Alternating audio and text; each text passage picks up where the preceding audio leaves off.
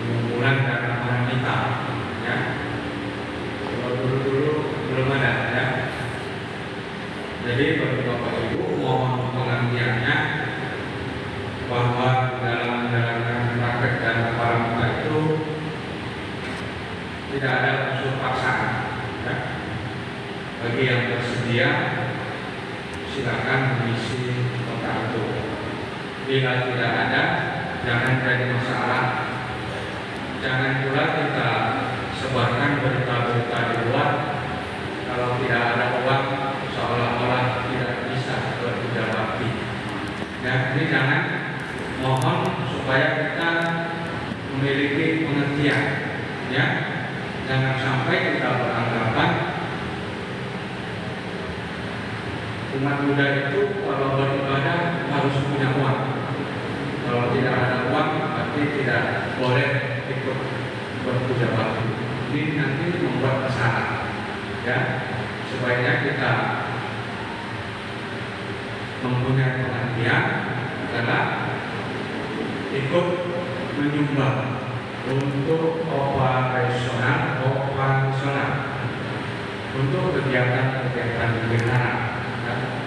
Untuk pendanaan, ya. Intinya di situ, ya.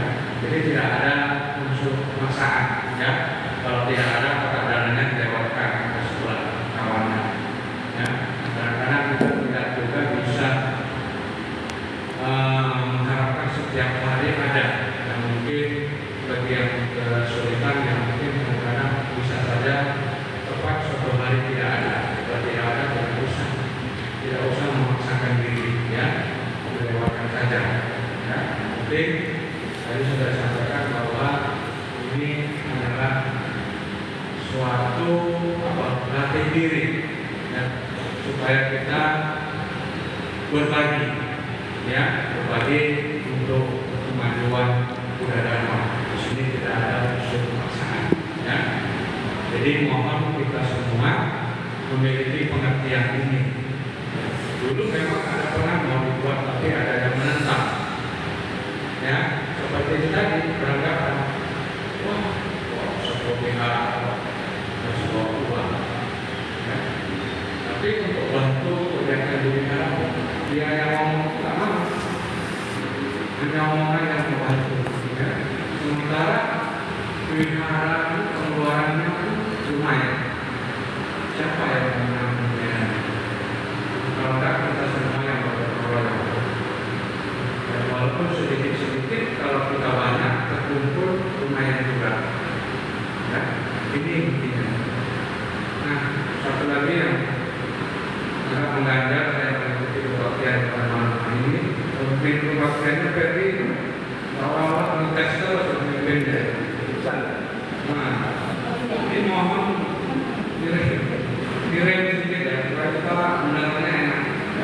Kalau ngetes itu kita pun terganggu, ya. Nah, nggak apa sih ada jedanya, ya. Jadi baca wanita itu usahakan indah terdengar. Kalau kita dengar saudara kita yang muslim, kita dengar kajian mereka gimana?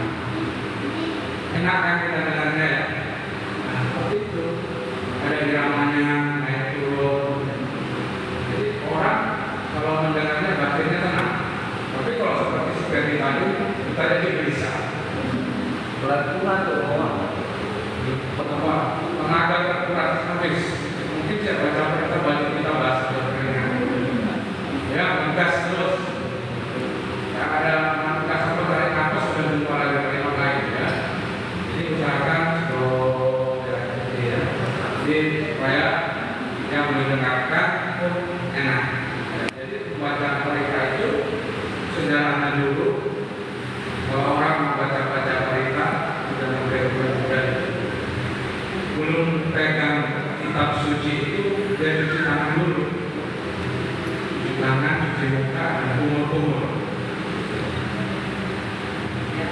Ramah menghormatan, ya. Jadi untuk wanita jangan sampai diletakkan di tempat-tempat yang tidak bagus, lagi di langkah-langkah pelanggaran. Ya, dulu zaman Buddha dulu, umat Buddha itu sangat hormat kepada kita sucinya.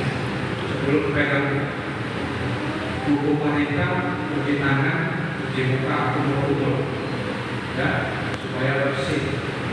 Kalau ada bekas-bekas makanan yang kayak gini, dibuang dulu supaya bersih. Dan mulut kita tidak berbau, ya, membacakan kalimat-kalimat. Sekarang pun seharusnya kita juga menjaga, walaupun kita sudah hidup di zaman modern, sudah tidak hidup lagi di zaman Buddha dulu.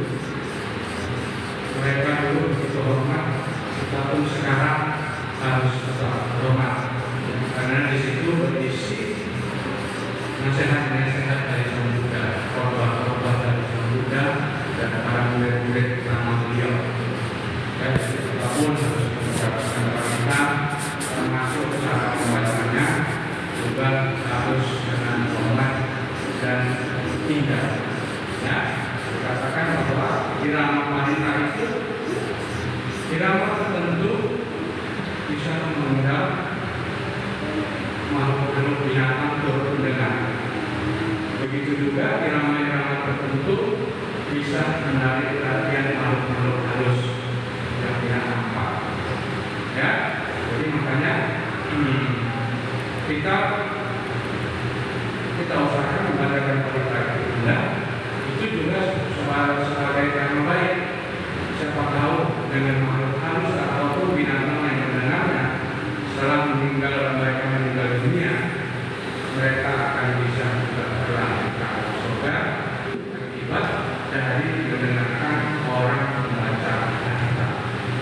Ya, itu mau perhatian semua baca berita itu jangan seperti orang yang dikejar perampok, tapi harus sabar dan berhati-hati dan iramanya itu harus indah dan enak didengar.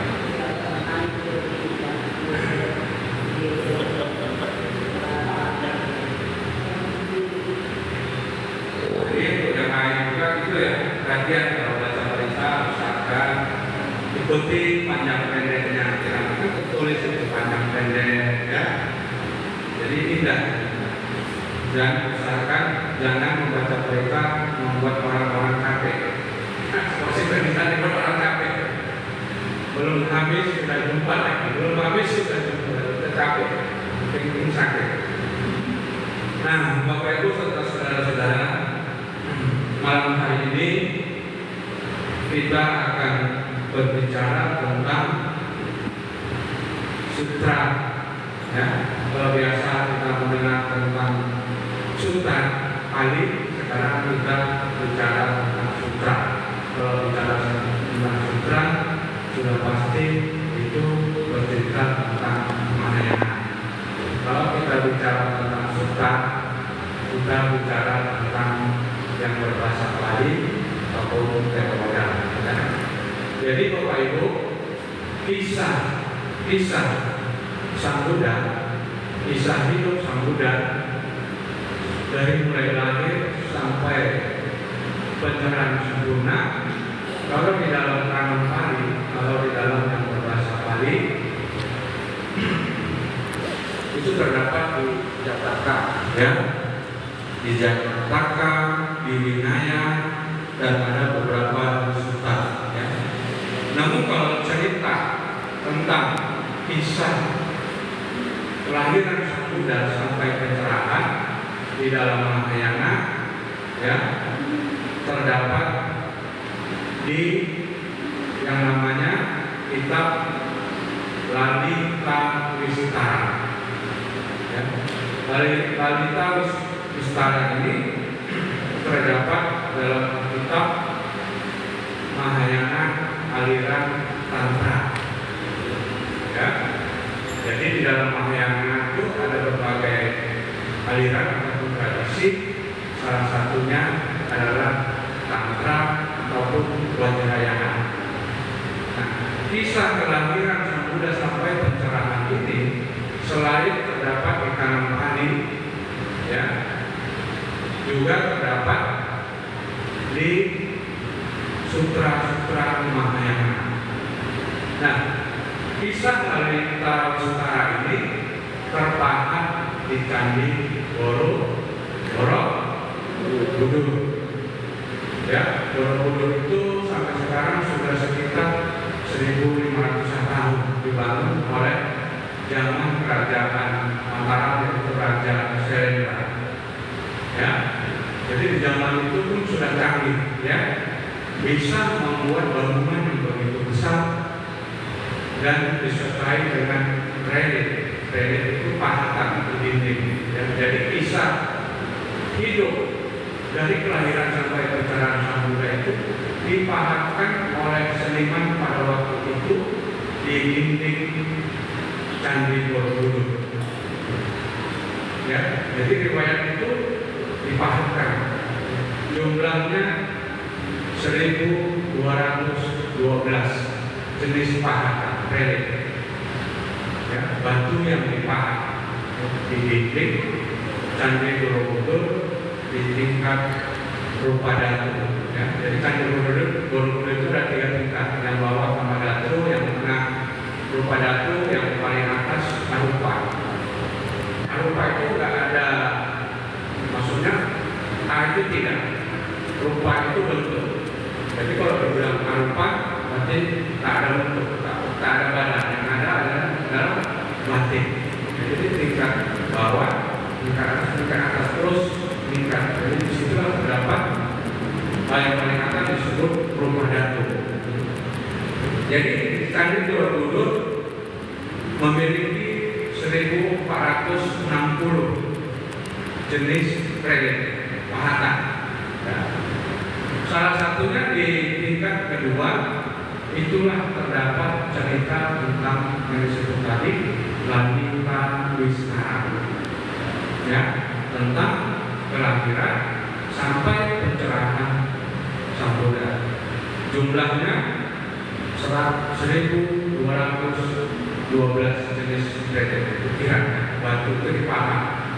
Betapa hebatnya mereka di waktu itu. Ya.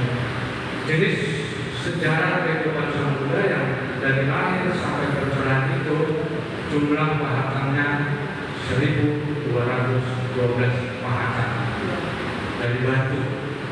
Bukan tanah, kalau lembek tanah, ini batu yang pahat di dinding Candi Borobudur. Jadi awal cerita kalau suatu saat nanti kita ke Candi Borobudur sudah ada yang mengasih, belum ada ya? Nah, ini sudah. Jadi pernah diperhatikan waktu itu keadaan pahatan kisah Lanita Wisnara itu nggak sempat ya, mungkin tidak bertanya dan tidak ada guide yang menunjukkan. Kalau ada waktu kita ke sana ada guide gimana kisah kelahiran Sang Buddha sampai pencerahan, pasti mereka akan menunjukkan. Itu pikiran itu sudah mulai rusak, termakan usia, ya, kena angin, kena panas, kena hujan, batu yang begitu keras pun pasti terpengaruh oleh cuaca. Ada saja yang hidungnya sudah tak ada saja kupingnya sebelah sudah tidak ada, terkikis sesapu panas, terkikis tetesan hujan, ya, angin, itu sudah alami. Yang lagi pun umurnya sudah begitu lama, 1.000 tahun lebih. Jadi tidak lagi bisa seperti awal dulu jelas. Sekarang sudah ada mungkin yang tutup oleh lumut. Ya. Nah, kalau kita runut, kisah itu berawal dari keadaan di surga Tusita. Di pahatan itu juga nampak, ya, kisah di surga Tusita yang mengizinkan Sang Bodhisatta untuk kembali lahir ke dunia. Ya. Awalnya dari satu kisah pahatan itu, ya. Ini kita cerita yang terdapat di pahatan Candi Borobudur tentang kisah kehidupan sang Buddha dari lahir sampai mencapai pencerahan sempurna. Jadi awal cerita di Pahatan itu adalah para dewa di surga Dusuta mengizinkan sang Bodhisatta calon Buddha ya, untuk kembali lahir ke dunia, untuk membimbing manusia-manusia yang tersesat kembali ke jalan yang benar. Itu tujuannya sang Bodhisattva turun kembali ke dunia. Nah, di situ juga diceritakan gambar yang Pahatan itu Dewi Maya sedang tidur dalam posisi tidur dan dalam keadaan bermimpi. Dipahatkan juga di cerita itu gajah bertaring 6, gajah warna putih bertaring 6 mengendarai bunga teratai masuk ke tubuh Dewi Maya. Ya. Dewi Maya itu siapa? Putri Raja Sudodana, ibu calon Bodhisattva. Nah, nanti Bodhisattva itu menjadi Buddha. Ya, supaya paham ya. Ini kita cerita masih tentang Bodhisattva, calon Buddha, belum mencapai kebuddhaan. Jadi Dewi Maya tadi bermimpi awalnya ya, Pahatan itu jelas dipahami Dewi Maya itu dalam posisi berbaring dan sedang bermimpi seekor gajah putih bertaring 6 mengendarai bunga teratai masuk ke tubuhnya. Ya, diceritakan selanjutnya Dewi Maya ini bercerita kepada suaminya. Suaminya adalah sang raja yang bernama Sudodana. Dia bercerita tadi nama mimpi raja putih bertaring 6 mengendarai bunga teratai masuk ke tubuhku. Karena sang raja pun tidak mengerti jadi arti dari mimpi itu, lalu sang raja bertanya kepada Patapa yang bernama Asita, Brahmana Asita, ya, Brahma kerajaan Pramar.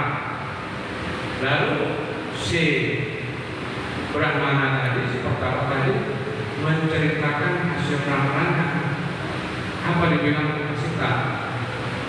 Sang ratu saat ini sedang mengandung calon raja dunia. Jadi begitu masuk ke tubuhnya, seketika itu juga Ratu Maya mengandung atau hamil. Ya. Nah, si raja senang karena dia berpikir selama ini belum punya anak. Apalagi yang lahir ini dikatakan adalah laki-laki calon raja dunia. Senang bukan main. Nanti ada yang meneruskan aku, ada yang meneruskan tahta kerajaan ini. Nah, begitu ya.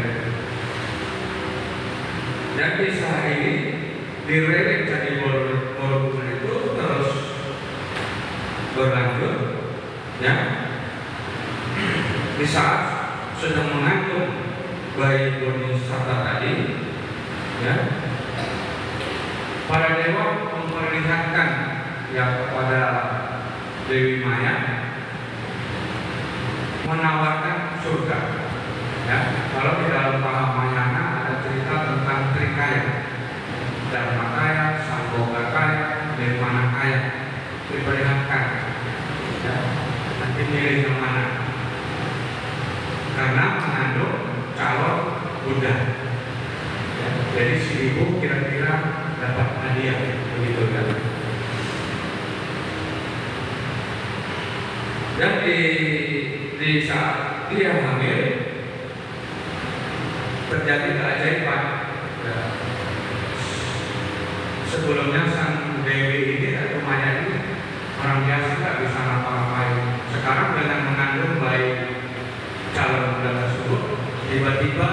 dia memiliki kemampuan yang luar biasa, bisa mengobati orang yang sakit, bisa mengobati orang yang cacat dan lain-lain secara tiba-tiba karena mengandung bayi calon Buddha. Ya, keajaiban terjadi. Ya, dia bisa mengobati ya, yang sebelumnya nggak bisa.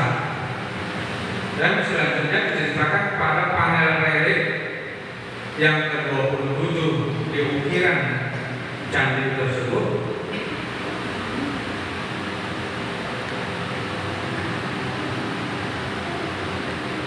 Digambarkan juga posisi Ratu Maya saat melahirkan sang Bodhisattva dalam posisi berdiri sambil memegang dahan pohon ya, yang dikelilingi oleh para pembantunya ya, dalam posisi berdiri.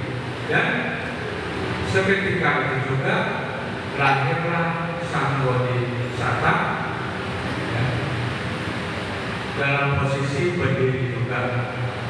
Dan di saat beliau lahir terjadi lagi keajaiban, muncul arus air. Yang satu airnya dingin, yang satu airnya hangat, keluar secara tiba-tiba memandikan sang bayi yang baru lahir.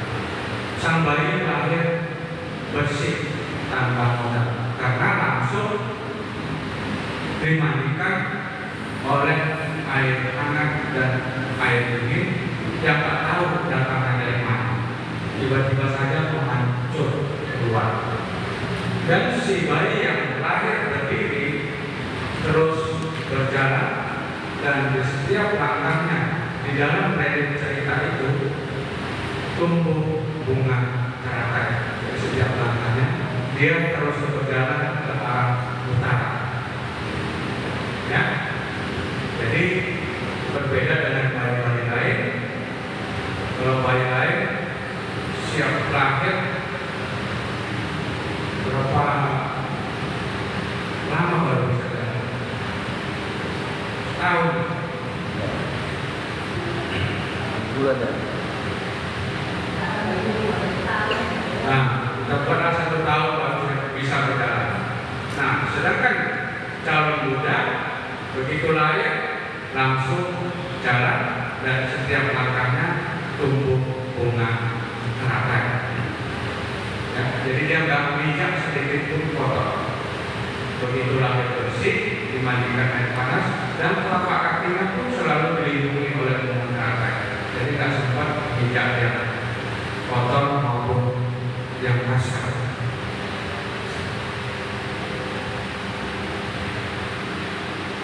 Nah, selanjutnya Bapak Ibu, dikisahkan dalam pahatan relief di Candi Borobudur itu sejak kecil ya, gambar anak kecil dipasang di situ menandakan calon Buddha tadi tersebut. Kita sebutlah sekarang ganti nama menjadi pangeran karena dia anak dari raja ya. Nah, sang pangeran kecil ini sejak kecil sudah menampakkan kecerdasannya yang di saat dia baru berusia 7 tahun sudah menguasai beberapa cabang pengetahuan yang diajarkan oleh guru-guru di saat itu.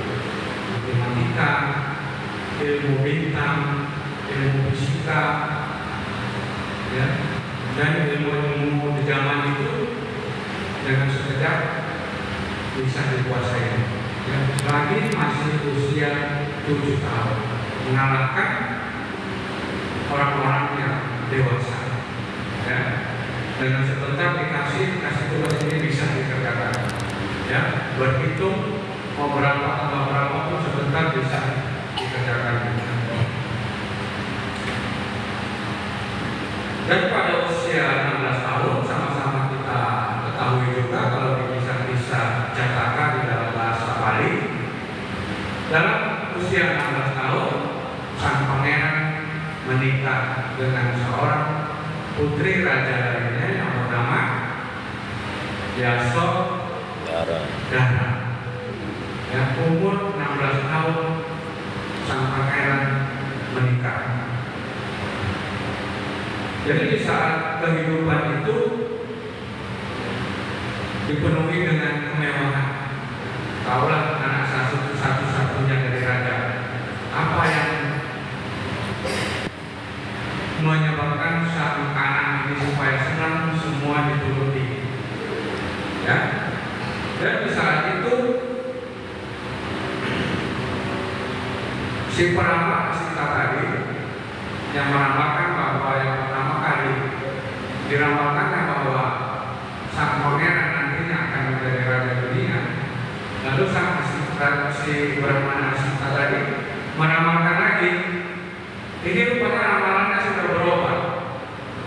Tidak lagi menjadi raja dunia, tapi diramal dari hasil ramalannya bahwa sang bodhisatta atau si pangeran Siddhartha ini tadi telah akan menjadi Buddha. Jadi sudah berubah ya. Ramalan itu pun rupanya berubah. Ramalan yang pertama mengatakan sang pangeran akan menjadi raja dunia. Setelah dia menikah, diramal lagi oleh Pertapa Asita, berubah ramalan, hasil ramalannya. Hasilnya adalah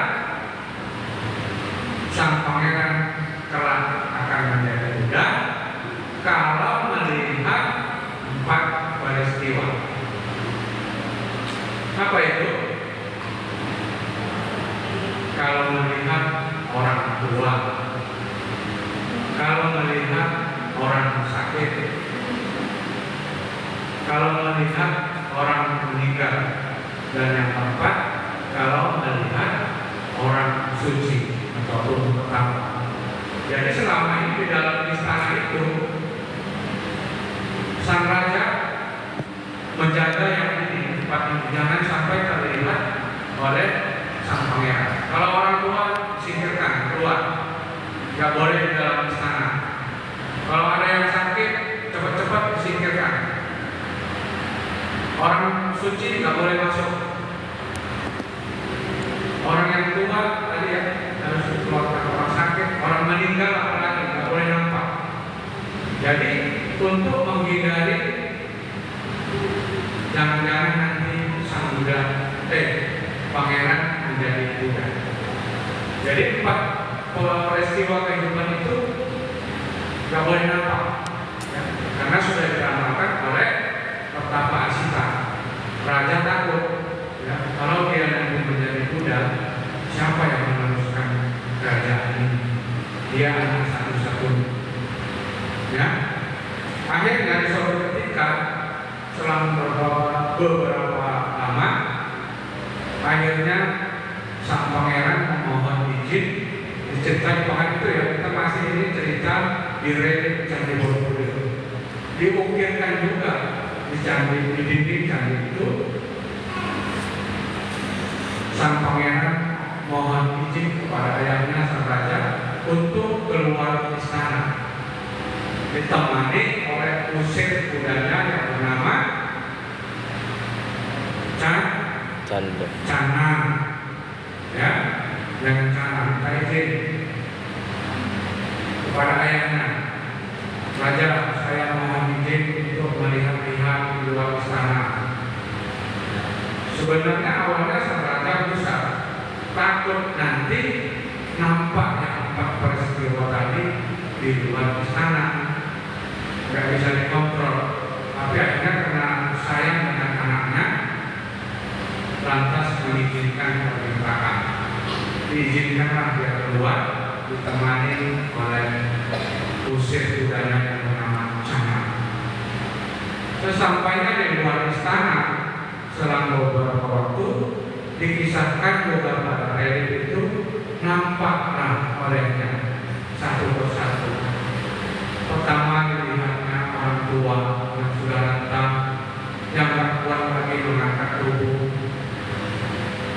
ya, sudah ujur. Berjalan dia ke sana, dilihatnya orang sakit, ada yang sakit kusta, tangannya lepas, jarinya lepas satu-satu. Mari kita di pinggir jalan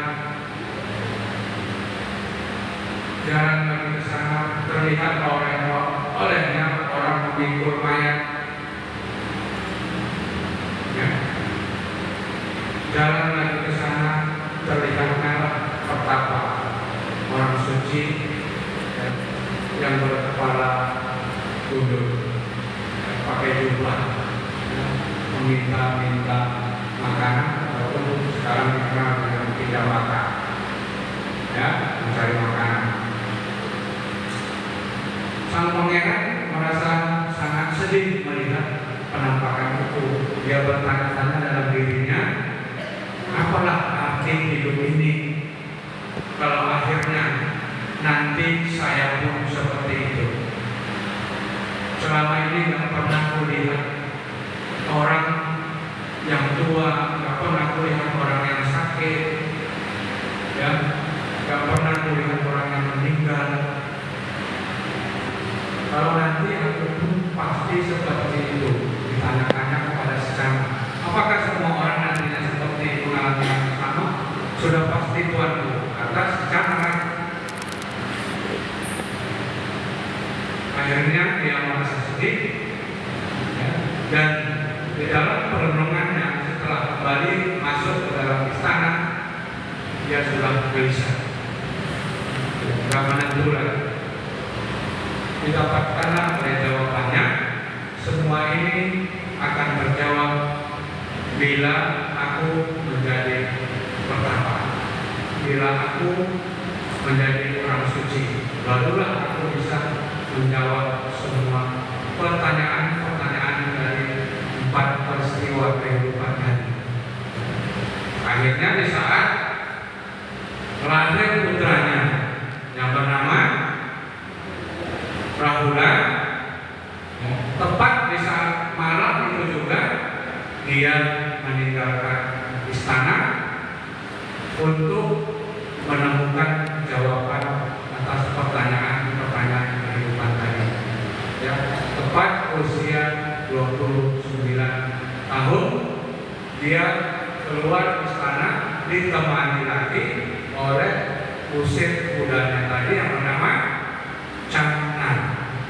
Dan sampailah di pinggir sungai Anoman. Disitulah batasnya. Dia memotong rambutnya yang panjang dan menyuruh usirnya si Cangan untuk kembali pulang ke istana. Tinggalkan saya sendiri di sini, kata sang bodhisatta. Nah, di relief itu juga diceritakan selama dalam pencarian jawaban tadi, sang bodhisatta berburu kepada 2 orang yang top di waktu itu, brahmana yang ramalannya ataupun guru-guru meditasi yang di masa itu populer, yaitu Udattara Mamuta sama satu lagi Arala Kalama. Berburu dia kepada orang pertama di sama Arala Kalama, ya, beberapa tahun nggak menemukan jawaban yang dicari. Ditinggalkannya guru Arala Kalama, pergi lagi pada guru yang top satu lagi Udattara Mamuta. Beberapa tahun dia belajar di situ, ya, nggak menemukan juga jawaban. Bahkan ilmu ataupun pengetahuan sang bodhisatta tadi sudah menyamai gurunya, ya, sudah sama, tapi selama ini yang mencari tak dapat. Akhirnya dia nggak puas, ditinggalkan kedua guru tadi dan dia berusaha sendiri, ya, berusaha sendiri menemukan jawaban itu. Akhirnya bertemu dengan kelompok 5 orang pertapa lainnya, yang bernama, ingat, Wapa, Badia, Mahanama, Asaji, dan Kondana. 5 orang. Dia bergabung sama 5 orang pertapa ini. Dia kita sama-sama mencari pencarian kita. Dan bergabunglah ya kepada 5 orang petapa tersebut. Ya, akhirnya mereka melakukan pertapaan yang sangat keras. Jadi sekarang jadi 6, ya, 5 bergabung 1, dan jadi 6. Mereka mempraktekkan yang di masa itu sangat populer, pertapaan keras. Karena ada anggapan di zaman itu atau guru-guru di zaman itu untuk menghapus karma buruk harus menyiksa diri. Ya, untuk menghilangkan kesalahan-kesalahan kita, dosa-dosa kita, kita harus menyiksa diri untuk membalasnya. Barulah bisa menghapus dosa-dosa. Ya, jadi sang Buddha pun terpengaruh mengikuti cara itu. Mereka bertapa sangat keras. Bahkan diceritakan satu hari hanya makan 1 butir nasi. Sampai segitunya. Kadang menggantung di atas pohon beberapa lama. Kadang merendam dirinya di dalam sungai semampunya sampai hampir meninggal, baru hirup udara lagi. Tahankan di dalam air. Penyiksaannya seperti itu. Kalau sholat yang mampu sudah menganggap, baru naik lagi hidupnya supaya menghirup udara. Sampai begitu, sampai genderan telinga ini sampai pecah. Kita tahu kalau kita di dalam air, kita rasakan. Ini kuping ini sakit, berdenging. Dada ini macam ada yang menekan. Kalau kita lama di dalam air. Seperti itu cara mereka waktu itu melakukan pertapaan untuk menghapus dosa-dosa. Caranya tidak lain, mereka beranggapan dengan menyiksa diri secara ekstrem sampai setahan-tahannya. Nah, kondisi tubuh akhirnya menjadi sangat lemah, nggak bisa bergerak. Bahkan sang Buddha sendiri, bahkan calon bodhisattva sendiri hampir meninggal. Dia pingsan. Dan akhirnya datanglah bantuan dari seorang wanita yang bernama Sujata. Nah, sekarang jadi nama wihara mendiang Ibu yang di Medan. Ya enggak? Wihara Sujata kan? Nama wihara tempat mendiang Ibu. Itu perempuan ya, Sujata itu perempuan. Nah, datanglah saat sang Buddha pingsan, datanglah pertolongan dari seorang wanita. Dan kalau dikisahkan dalam cerita dalam kanon Pali, kisah-kisah yang terdapat di Theravada, Sujata ini sebenarnya adalah seorang wanita malam, tekun, pelak, pelacur. Pelacur saja masih bisa berbuat baik. Dan memberikan bubur susu ya kepada sang bodhisattva. Akhirnya dengan diberi susu, perlahan-lahan mulai pulih, mulai sadar. Tapi nggak kapok-kapok, lanjut lagi terus prakteknya, latihannya. Ya. Teruskan. Setelah diberi makan bubur susu, tenaga yang berada, latihan pertamanya lanjut lagi, karena tekadnya memang sangat kuat. Ya. Akhirnya karena praktek pertama keras yang dipraktekkan, sekali lagi pun pingsan hampir meninggal. Untuk kali ini datanglah bantuan dari ibu. Tadi lupa saya ceritakan di part itu juga, pada usia 1 minggu kelahiran sang pangeran, ibunya meninggal. Ya, Ratu Maya meninggal dan pengasuhan digantikan kepada sepupunya yang bernama Ratu Majapahit. Ya, jadi Sang Dewi tadi kan sudah ditawarkan surga karena mengandung bayi calon muda. Dia sekarang terlahir di surga Tusita. Dia nggak sampai hati melihat anaknya, keadaan anaknya. Akhirnya membantu, memberikan makan dan minum kepada sang pangeran. Dia turun ke dunia, tapi memberi makannya melalui pori-pori tubuh, bukan dari mulut ya. Memasukkan sari makanan melalui pori-pori. Ya, beberapa dewa serta juga turut membantu dan membujuk, berhentikanlah latihanmu, ya, jangan teruskan, kamu nanti akan meninggal, sudahilah latihanmu. Akhirnya dia menuruti. Untuk seketika itu dia berhenti dalam meditasinya, dan setelah mendapatkan tubuhnya agak kuat, lantas dia mandi ke dalam sungai. Ya, calon muda tadi mandi ke dalam sungai, tapi masih lemas. Setelah bantuan itu dan selesai mandi, tekadnya bertambah kuat untuk meneruskan, dan kali ini akan mengulangi lagi. Dan dia pergi ke hutan dan duduk di bawah sebatang pohon bodhi ataupun pohon asata, dan kali ini tekadnya bulat. Walaupun darahku mengering,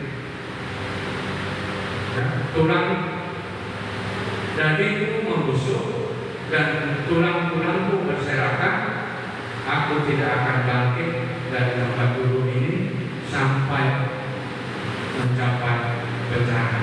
Dia tekadnya bulat, nggak ngapa-ngapain, pokoknya ini yang terakhir, apapun yang terjadi, terjadilah. Duduklah dia di bawah pohon, dan tepat di saat bulan purnama. Sebelum itu terjadi, di pahat itu juga diukirkan datanglah gangguan dari Mara. Mara itu iblis yang mengganggu untuk menggagalkan jangan sampai bodhisattva ini menjadi Buddha. Pokoknya diganggu terus, ya, dipanah, ya, dengan panah beracun. Tapi keempat panah itu berbalik dan berubah menjadi bunga. Sang bodhisattva nggak apa-apa yang meditasi, dipanah oleh beberapa marah, ya. Panah itu berubah menjadi bunga. Lalu dirayu dengan wanita-wanita cantik, putri-putri marah, ya, menggoda supaya gagal meninggalkan meditasinya, tapi nggak mempan. Nah, akhirnya apa yang dicarinya pas di bulan purnama malam itu terjadi. Sekarang bodhisattva sudah menjadi Buddha, ya. Dan setelah menjadi Buddha, kalau di dalam kisah kali disebutkan tepat di saat bulan purnama, bulan Waisak, ya. Kalau di kisah yang terpahat di dinding Candi Borobudur, ini dasarnya adalah Mahayana, tapi kisahnya mirip, ya. Tepat purnama di tahun 531 sebelum Masehi, ya, pada hari 8 dan bulan ke-12, ya. Jelas di sini kalau yang paling kita mengenal di saat bulan Waisak, dan tahunnya kelahiran Sang Buddha di situ hanya diketahui 600 tahun 623. Kalau di sini diketahui pencerahan itu terjadi pada bulan purnama tahun 531 hari ke-8 bulan 12 yang terpahat di Candi Borobudur. Nah, setelah dia menjadi Buddha, lalu dia mengingat-ingat kepada siapa yang telah mengajarkan. Diingatnya lah kawan pertapa anak yang dulu, yang 5 orang tadi. Di mana mereka? Sekarang dia sudah menjadi Buddha, dia sudah bisa melihat. Di mana-mana sudah nampak. Di mana kawan yang dulu nampak? Kepala susah-susah cari ditemuinya. Lantas 5 orang ini langsung menjadi muridnya, dan untuk pertama kali mengajarkan ajarannya kepada manusia, yaitu melalui 5 orang. Apa yang diajarkan Sang Buddha? Untuk pertama kali 4 kebenaran mulia. Sebab duka, asal mula duka, berhentinya duka, jalan untuk mencapai berhentinya duka. Ini dikenal sebagai ajaran keselamatan, dan ini juga ajaran utama dari Buddha. Ya, itu tepat terjadi. Ajaran yang pertama itu tepat terjadi di bulan Asada. Itulah yang diperingati sampai sekarang menjadi hari raya umat Buddha sedunia yang bernama Hari Raya Asada. Ya, jadi itu sejarah ya kelahiran dan sampai pencerahan sempurna Sang Buddha yang terpahat di Candi Borobudur, yang terdapat di dalam kitab ataupun sutra Mahayana aliran Vajrayana. Ya, dan kisah itu disebut namanya Lalita Wistara, ataupun kisah-kisah kelahiran Sang Buddha sampai mencapai pencerahan. Ya, nanti kalau Bapak Ibu mungkin pergi suatu saat pergi ke Candi Borobudur, ingat-ingat apa yang disampaikan ini. Carilah di mana relik-relik kisah kelahiran Sang Buddha sampai pencerahan itu. Pasti ketemu. Dia berada di lantai yang kedua sebelah atas, terdiri dari 1.212 relik pahatan. Jadi ceritanya itu dibahas itu semua, jumlahnya 1.212 jenis pahatan. Nah, ini jadi modal kita, ya. Nanti kalau mau ada bisa rezeki, ada kesempatan jalan-jalan ke Candi Borobudur, ya carilah ini untuk membuktikan ya bahwa ajaran Buddha itu sudah lama sekali dianut oleh bangsa Indonesia. 1000 tahun yang lalu agama Buddha itu sangat berjaya, dan orang-orang Indonesia ini terutama di Pulau Jawa banyak yang beragama Buddha. Itu buktinya ya, pemahat-pemahatnya mereka membangun itu bagaimana, ya betapa dasarnya ya nenek moyang kita di zaman itu, di zaman kejayaan agama Buddha. Ya.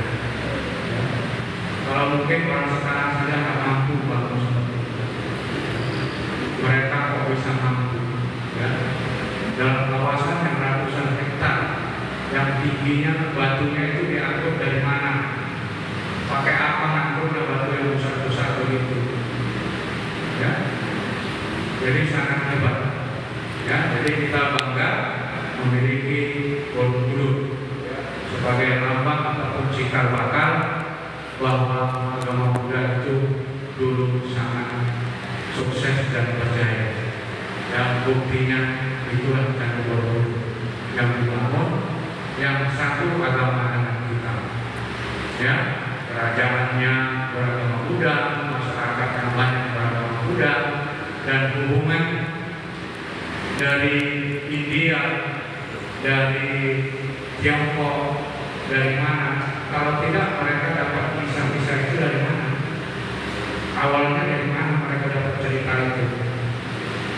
Ya, sementara jarak dari India ke Indonesia itu kalau dari dulu mana apa? Pasti hanya lewat laut. Yang jangka waktunya mungkin bertahun-tahun baru bisa dapat, baru bisa sampai. Ya enggak? Kalau sekarang gampang. Kalau kita mau ke India naik pesawat hanya berapa jam sudah sampai. Kalau zaman dulu mungkin bertahun-tahun baru sampai.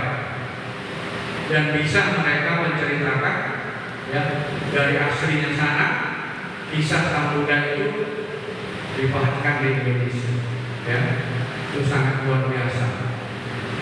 Jadi sampai di sini semoga kita memahami ya, ini bukan cerita dongeng ya, tapi cerita yang nyata yang bisa dibuktikan keberadaannya di Candi Borobudur.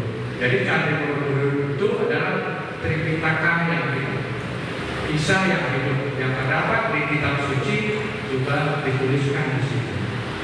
Ya, jadi nyata bisa dilihat ya langsung oleh orang-orang yang ingin. Sampai kata bahwa tusuk kita